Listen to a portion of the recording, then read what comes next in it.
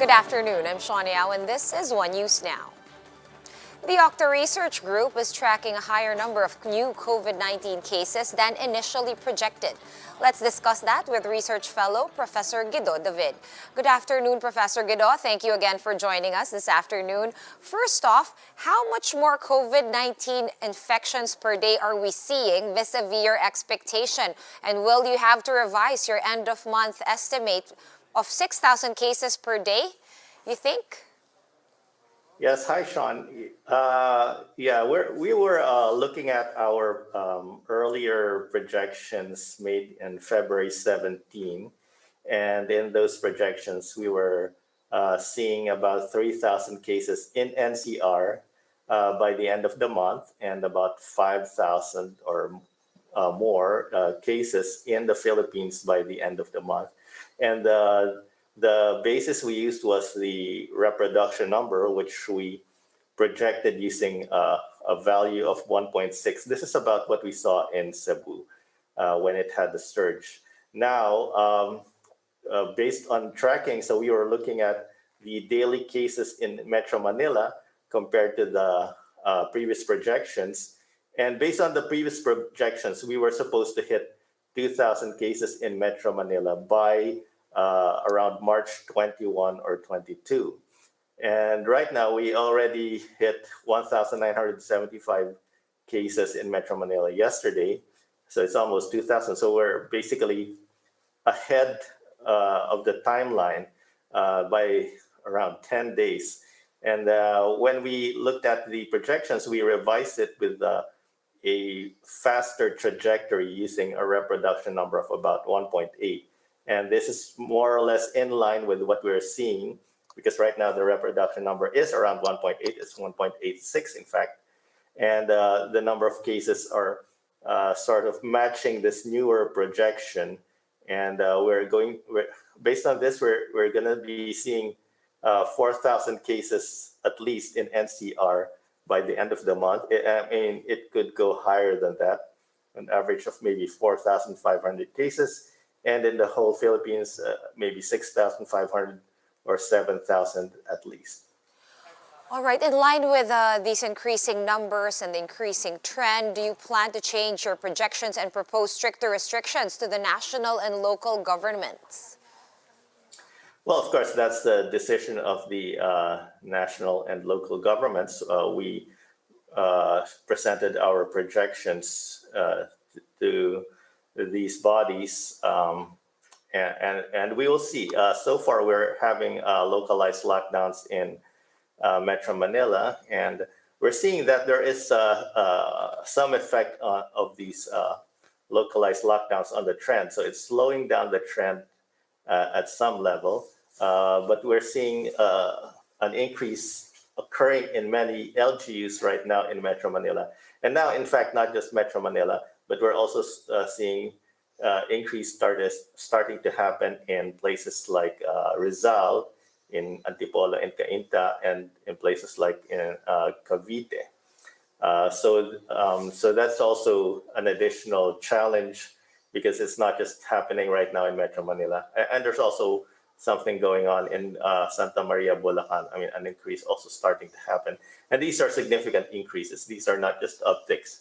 And we have to start mitigating them soon.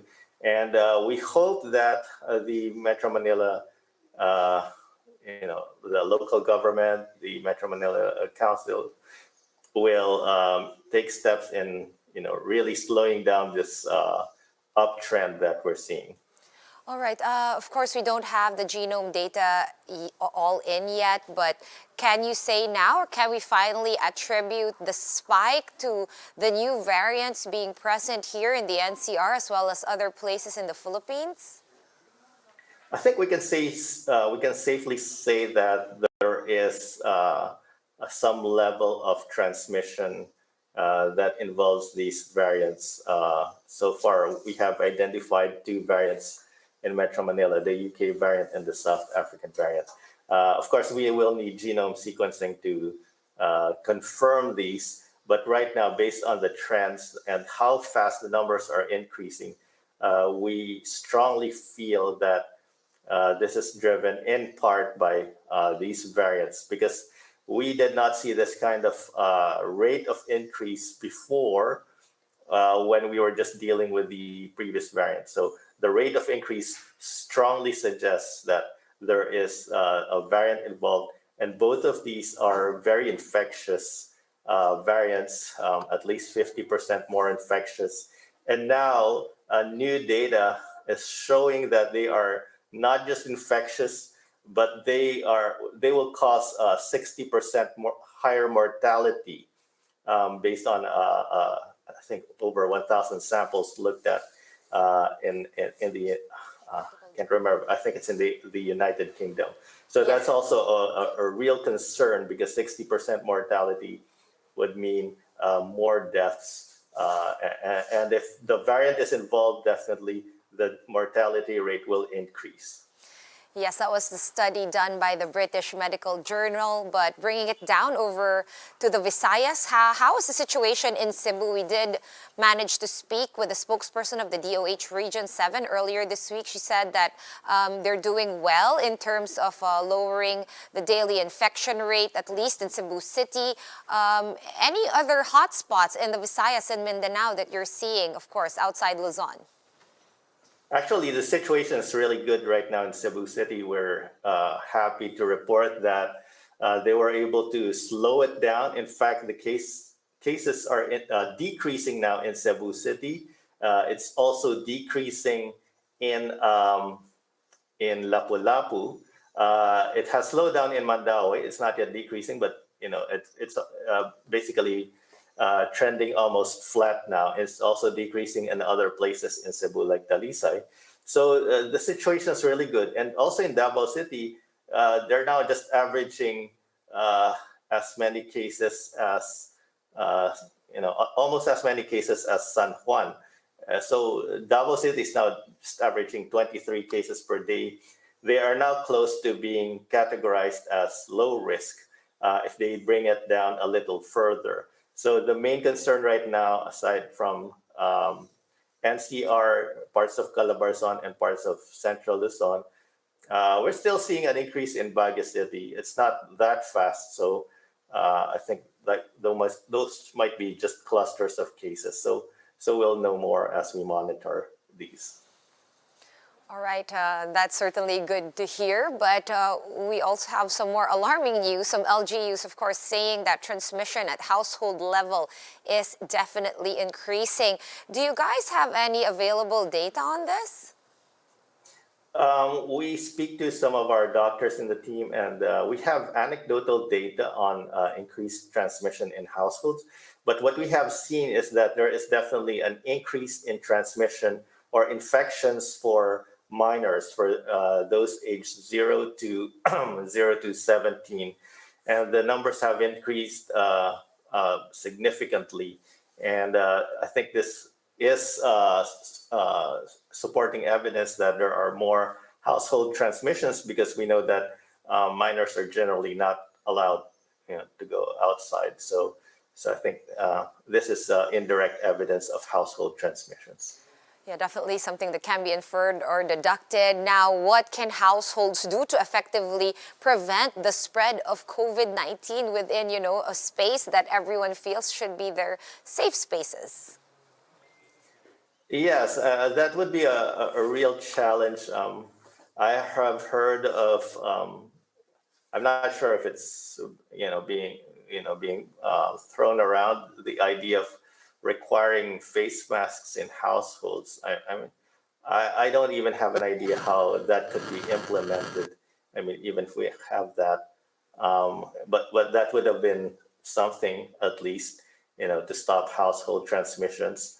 I think, I think we just have to accept that, in households, if someone gets infected, well, the risk is really high of other people getting infected because of sharing, spaces and utilities. One way is, we can have, if someone gets sick, they can get quarantined in a quarantine facility. Again, I can't really say if I would recommend that one way or the other.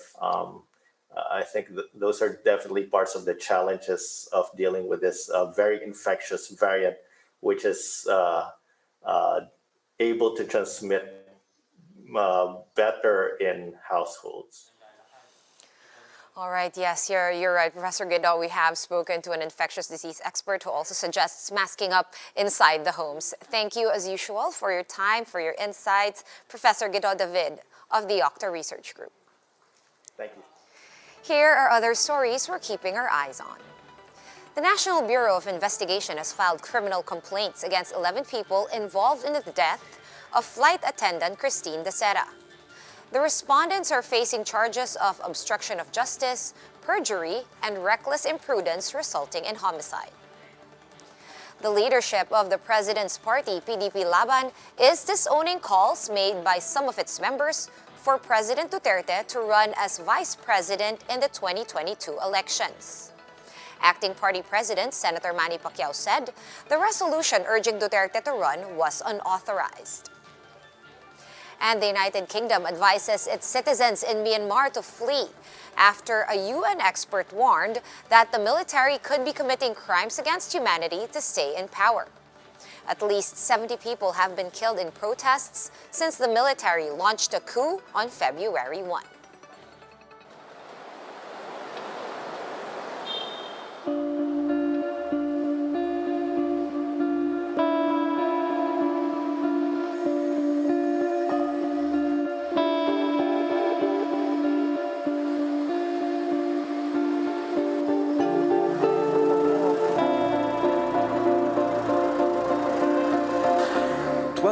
In quarantine.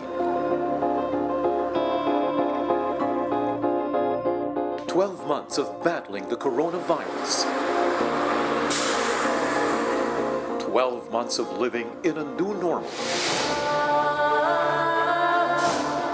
This March 14, One News brings together the people who helped shape the way we lived in the year of pandemic. How have we managed? What we may have missed? Where are we headed? Some of the country's leading voices in the scientific and business communities face the nation as the Philippines balances public health and economy. Kumusta na ba tayo? A town hall in the time of pandemic. Moderated by Robbie Alampay and Cheryl Cosim. Join us live March 14, Sunday. We are One News.